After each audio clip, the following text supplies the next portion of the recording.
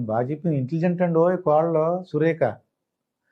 మీ మంచి కోడలు మొత్తం ముగ్గురులో ఎవరు ఇంటెలిజెంట్ అంటారు? బాగా తెలివితేటలు ఎక్కువ. ఎవరి స్టైల్ వాళ్ళది. వ్యవస్థలు వాళ్ళది. పోనీ ఎవరు అమాయకులు చెప్పండి? పోనీ ముగ్గురులో ఎవరు అమాయకులు? దానిలో కూడా అందరు ఒకటి. ఎవరిని తీయకూడదు, ఎవరి యాంగిల్ వాళ్ళకుంది. కాదమ్మా, ముగ్గురులో అమాయకులు ఎవరు? పాపం చిన్న ఈ అమ్మాయి చాలా అమాయకురాలని.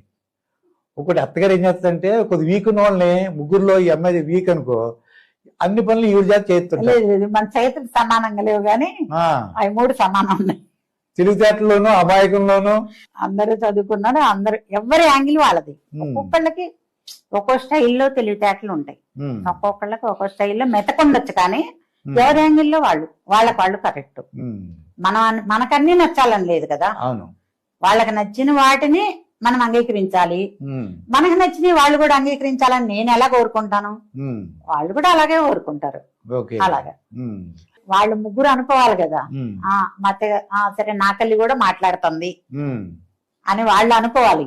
వాళ్ళు ఏమనుకుంటున్నారు అనేది నాకు తెలియదు. ఒకటి ఏంటంటే, ఒక అత్తగారిని చూసాను ఏంటంటే, ఒక అమ్మాయికి టెక్నాలజీ బాగా తెలుసు. ఫర్ ఎగ్జాంపుల్ సురేఖకి వీడియోలు తీయటం, ఎడిటింగ్ అంతా బాగా వచ్చు అనుకోండి. ఏదన్నా ఆన్లైన్ చెప్పి ఈ అమ్మాయి, మిగతా అమ్మ ఇంట్రెస్ట్ చూపించారు, మాకు జాబ్ ఉందని అంటారు. ఈ అమ్మాయి ఏం చేస్తుంది, అత్తయ్య గారు మీకు ఏం కావాలని అడుగుతుంటది. అప్పుడు మీకు ఏమవుతుందంటే సురేఖే ఇష్టపడతారు. వాళ్ళిద్దరూ ఉద్యోగస్తూ బిజీగా ఉంటారు. మీరు ఏం చెప్పినా చేసేస్తుంది. కొద్దిగా అది చూడమ్మా, ఇది చూడమ్మా, ఆన్లైన్ తెప్పించమ్మా అన్నారు కూడా చేసి పెడతాను. మీకు ఏమనిపిస్తుంది అప్పుడు?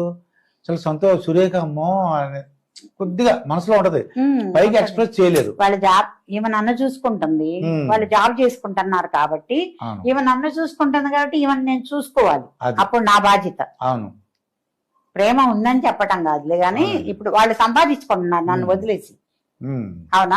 అప్పుడు ఈమె సంపాదించుకోవట్లే, మనల్ని చూసుకుంటుంది.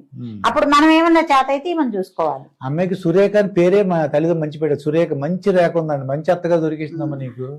అన్ని విషయాల్లో అమ్మకంటే కొద్దిగా బాధలు చెప్పుకోవచ్చు నువ్వు చక్కగా.